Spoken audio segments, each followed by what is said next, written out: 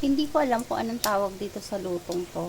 Kasi nakita ko lang to, tapos ginaya ko. Hindi niya rin alam kung anong tawag dito. Kaya naman, hindi ko rin alam. So, una nga, ginisa ko yung bawang at sibuyas, pati itong bell pepper. Ilalagay ko na rin itong pork na to. Sa kaka-scroll nga natin sa social media, sa mundo ng meta ay kung ano-ano ng luto ang ating mga nakikita.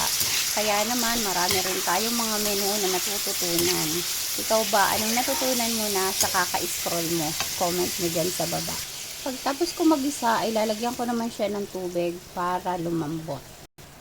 Isasalin ko nga siya dito sa aking isang lutuan. Kasi doon ay may takip. Takpan natin. And then, lalagay ko yung ampalaya.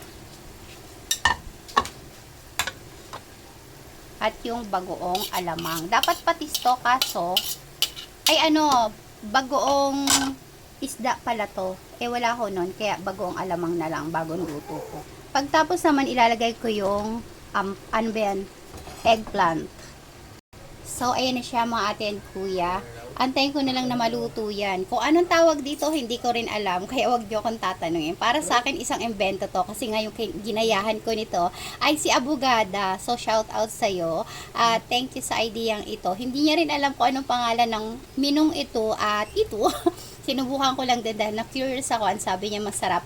Nung tinikman ko nga to guys, ang sarap. Kaya try nyo na din. Thank you for watching. Bye-bye and God bless. Please like and share. At follow nyo na rin ako. Bye!